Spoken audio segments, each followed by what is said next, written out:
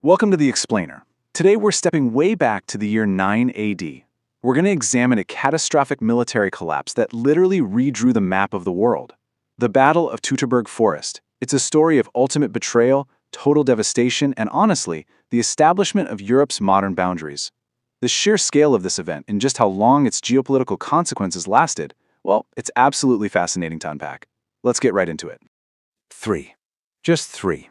Now, in the context of the seemingly unstoppable Roman Empire, this number represents an absolute nightmare. It marks the total annihilation of 3 elite Roman legions, specifically the 17th, the 18th, and the 19th.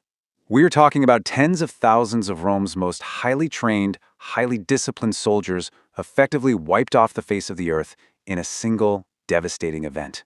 I mean, how does a superpower just lose that many men? Well, to understand how this happened, we really have to look at the mindset of the empire itself. Driven by super-aggressive expansionist goals, Rome suffered from a massive and dangerous illusion of control. They believed it was their destiny to conquer, to civilize, and just absorb new territories. But this extreme confidence totally blinded them to looming, unconventional dangers. They just assumed the rigid military tactics that had won them countless battles on wide-open plains would naturally work in the dark, untamed territories of the north. Spoiler alert, they didn't. And that dangerous overconfidence? It was perfectly embodied by the Roman governor Varus. Governor Varus operated under the fatal assumption that he was administering a pacified, completely loyal province. He was treating seasoned, hardened warriors like subservient subjects. He was essentially acting as a peacetime administrator, literally trying to collect taxes in what was, secretly, an active war zone.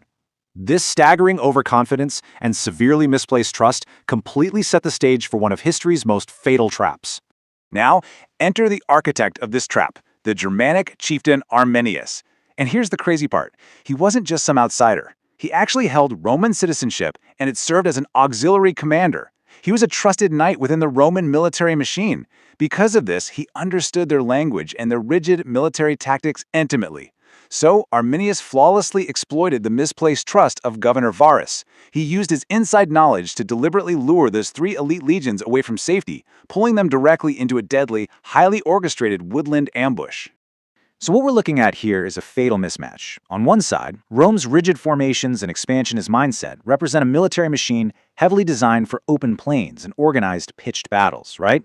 But on the other side, you have this coalition of Germanic tribes utilizing their dense woodland advantage and immense guerrilla adaptability. The Romans were essentially walking into an environment where their traditional battlefield strengths were completely useless. They were going up against an enemy perfectly adapted to fighting on their own treacherous home turf. As Varus blindly followed Arminius' treacherous directions, the legions were funneled right into a narrow bottleneck between a hill and a bog at Colchisi, deep within the Teutoburg Forest. Instantly, the environment itself became their enemy.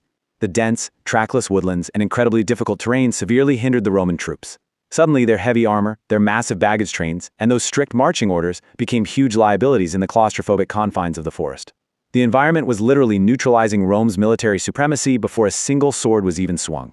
As you can probably guess, the Germanic tribes didn't just walk out and engage in traditional battlefield combat. That would have been absolute suicide against the heavily armored Roman infantry. Instead, they utilized what we call asymmetric warfare. They weaponized the environment itself. They used hit-and-run guerrilla fighting tactics to exploit the very specific vulnerabilities of this traditionally superior force. By relying on the element of surprise and the thick cover of the dense woods, they systematically dismantled a supposedly invincible army. And once the trap was sprung, the chaos was absolute and unrelenting. Let's break down the timeline. Day 1. The ambush violently erupts from the tree line, catching the marching column in complete shock. Day 2. Relentless rain turns the forest floor into a muddy swamp, suddenly making Roman armor a heavy death trap and rendering their bowstrings completely useless. And by Day 3, sheer exhaustion, the unyielding weather, and continuous guerrilla attacks caused those legendary Roman formations to completely and utterly collapse. Now, I really want to emphasize this point. This was not a battle where the Romans fought hard and then tactically withdrew. It wasn't a retreat. It was total annihilation. The dense woodlands and asymmetric warfare resulted in the complete destruction of those 3 elite legions caught within the forest. Tens of thousands of men, including Governor Varus himself, were entirely wiped out. The sheer finality of this military collapse sent massive ripples across the entire ancient world. Naturally, the news of this devastation sent absolute shockwaves back to the capital, taking a profound psychological toll on the empire's leadership. That famous aura of Roman invincibility, it was permanently shattered. Emperor Augustus was absolutely devastated. In fact, according to the Roman historian Suetonius, Augustus roamed his palace for months, literally banging his head against the doors in profound despair, shouting, "Quintilli vare, legiones rede," which translates to, "Varus, give me back my legions." The cascading failures here were just monumental, because beyond the physical annihilation of the men and the emperor's deep personal despair, Rome suffered the ultimate enduring humiliation, the loss of their sacred legionary standards, the famous Roman eagles. To the Romans, you have to understand, these weren't just metal insignias on sticks. They were the physical embodiment of a legion's soul and honor. Losing them to a tribal coalition, that left a permanent scar on the empire's pride. So, the consequences of this catastrophic Roman defeat were truly world-altering. This single, devastating collapse forced the previously unstoppable Roman Empire to completely rethink its global strategy. The disaster was so severe that it forced Rome to abruptly and permanently halt its northern expansion. That grand dream of conquering the lands deep into Germania, it was completely abandoned. The empire had hit a wall, and that wall was the Teutoburg Forest. Rome's reaction created a massive geopolitical domino effect. Let's look at the steps. First, they were forced to abandon their aggressive expansionist goals in the north. Next, they made the massive strategic decision to permanently retreat and consolidate their forces behind the natural barrier of the Rhine River. By stopping at the Rhine, they effectively locked the enduring boundaries of the Roman Empire, and really of Europe, into place for centuries to come. What this means is that this military retreat essentially drew the long-term cultural and linguistic map of ancient Europe. The lands to the west and south of the Rhine, they became deeply Romanized. They adopted Latin, Roman law, and Roman architecture. But the lands to the east and north, they remained distinctly Germanic.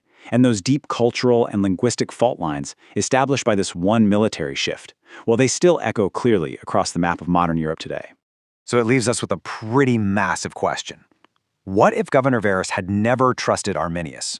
If those three elite legions hadn't marched into the fatal trap of the Teutoburg Forest, the Roman Empire might have expanded unimpeded deep into northern Europe. Just imagine how entirely different the languages, the cultures, and the borders of the modern world would look today if this catastrophic ambush had never happened. It truly highlights how a single moment of betrayal can redraw the world forever. Thanks so much for joining me for this explainer.